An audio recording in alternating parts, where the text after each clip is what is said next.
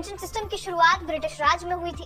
उससे पहले तक लोग तब तक काम करते थे जब तक उनका शरीर उनका साथ देता था। राजा के दरबारियों को कोई पेंशन स्कीम का लाभ नहीं मिलता था। रिपोर्ट्स के मुताबिक 1881 में पहली बार सरकारी कर्मचारियों को पेंशन का लाभ मिला था। Royal commission on civil establishment ने ये पेंशन दी थी। यूनाइटेड किंगडम में पेंशन सिस्टम 1600 के दशक के अंत में दिखाई दिया था।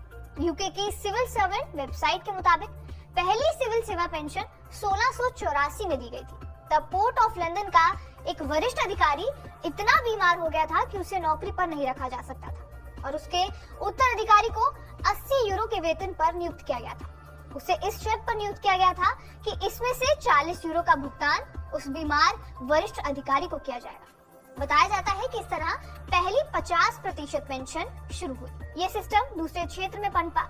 1760 और 1770 के दशक में इसमें महत्वपूर्ण विकास हुआ।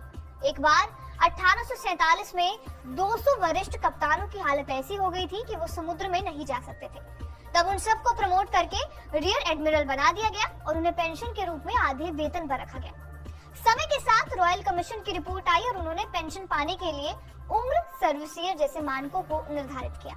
1881 में ही पहली बार रॉयल कमीशन ने पेंशन देने की बात की थी। इसके बाद भारत सरकार के 1919 और 1935 के अधिनियमों ने और प्रावधान किए गए।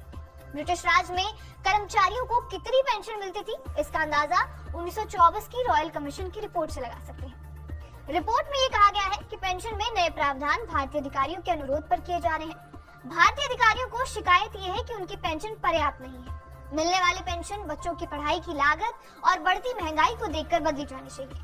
रॉयल कमीशन ने अपनी रिपोर्ट में परिषद के सदस्यों और प्रांतों के राज्यपालों पर खास तौर पर ध्यान दिया है। रिपोर्ट में ये सिफारिश की गई है कि परिषद के सदस्यों की पेंशन 50 यूरो हर साल की दर से और प्रांतों के राज्यपालों की पेंशन 100 यूरो हर साल की दर से बढ़नी चाहिए। इस तरह उनकी कुल पेंशन क्रमानुसार अगर देखी जाए तो 1250 यूरो और 1500 यूरो हो जाएगी। हाईकोर्ट के जज जिन्होंने 11.5 साल की सर्विस की है उसको 1200 यूरो की पेंशन दी जाती थी। नौकरी करने वालों के लिए यूनिफाइड पेंशन स्कीम यानी यूपीएस को मंजूरी दे दी है। इसके तहत अब सरकारी कर्मचारियों को सैलरी की 50% पेंशन मिलेगी। यूपीएस के लिए एनपीएस का कौन सा नियम हटाया गया है? अब कर्मचारियों की सैलरी से कितना पैसा कटेगा? क्या स्कीम में पुरानी पेंशन स्कीम यानी ओपीएस को लेकर की जा रही सभी मांगे मान ली गई हैं? ओपीएस, एनपीएस और यूपीएस, सबसे पहले इन तीनों टर्म को समझते हैं जिससे ये विषय समझने में आसानी होगी। ओपीएस का मतलब है ओल्ड पेंशन स्कीम। दिसंबर 2003 तक पेंशन के लिए ओपीएस लागू थी। जनवरी 2004 में इसे हटाकर न्यू पेंशन स्कीम यानी एनपीएस लाई गई। अब सरकार सभी केंद्रीय कर्मचारियों के लिए यूनिफाइड पेंशन स्कीम यानी यूपीएस योजना शुरू कर रही है जो 1 अप्रैल 2025 से लागू हो जाएगी।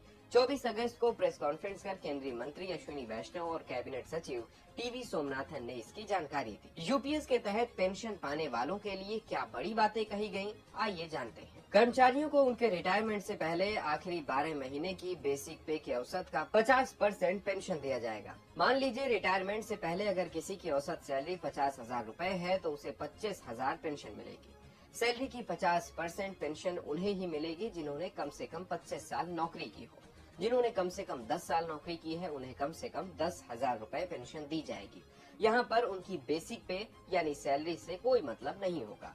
अगर किसी कर्मचारी की मौत हो जाती है तो उसके परिवार को उसे मिलने वाली पेंशन का 60% पैसा दिया जाएगा। इसके साथ ही परिवार को डियरनेस रिलीफ यानी डीए भी मिलेगा। पेंशन के अलावा सरकार कर्मचारियों को रिटायरमेंट पर लमसम अमाउंट भी देगी। लमसम अमाउंट का मतलब है कर्मचारी की कुल सैलरी और डीए का 10% पैसा। अब आप सोच रहे होंगे कि यूपीएस के दायरे में क्या राज्य और केंद्र सरकार के सभी कर्मचारी आएंगे?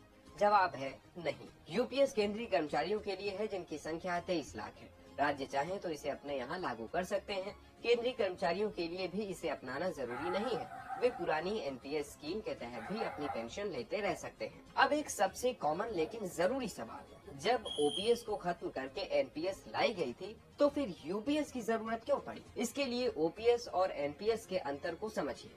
ओपीएस में कर्मचारी को उसकी आखिरी सैलरी का फिक्स 50% अमाउंट पेंशन के रूप में मिलता था। इसमें कर्मचारी को अपने पास से कोई रकम नहीं देनी होती थी। ओपीएस के तहत जनरल प्रोविडेंट फंड यानी जीपीएफ और 20 लाख रुपए तक की ग्रेच्युटी मिलती थी। इसकी वजह से सरकार पर अतिरिक्त बोझ पड़ता था। वहीं ओपीएस को खत्म करके लागू की गई एनपीएस एक इन्वेस्टमेंट प्लान की तरह है। एनपीएस के तहत कर्मचारी की सैलरी और डीए का 10% पैसा कटता रहता है और सरकार भी कर्मचारी की सैलरी का 14% हिस्सा अपने पास से उसके फंड में जमा करती जाती है। इस फंड का 60% पैसा कर्मचारी कभी भी निकाल सकते हैं। बाकी का 40% पैसा एन्युटी यानी सालाना तौर पर निवेश किया जाता है, जो भविष्य में बढ़ या घट भी सकता है। फंड में बचा ये पैसा कर्मचारी को रिटायरमेंट के बाद पेंशन के तौर पर मिलता रहता है। एनपीएस का विरोध इसलिए किया गया क्योंकि इसमें पेंशन की रकम तय नहीं है और शेयर मार्केट पर निर्भर होने के चलते पेंशन में घाटा भी हो सकता है। इसलिए एनपीएस की जगह दोबारा ओपीएस लागू करने की मांग की गई। इन मांगों के चलते सरकार यूपीएस लेकर आई, जिसमें ओपीएस और एनपीएस के मिले जुले प्रावधान। जैसे एनपीएस की तरह यूपीएस में भी कर्मचारी को सैलरी से 10% पैसा कटवाना पड़ेगा, लेकिन ओपीएस की तरह मिलने वाली पेंशन को सैलरी का 50% तय कर दिया गया है। हालांकि ग्रेच्युटी की सीमा को लेकर अभी कोई स्पष्ट बात सामने नहीं आई है।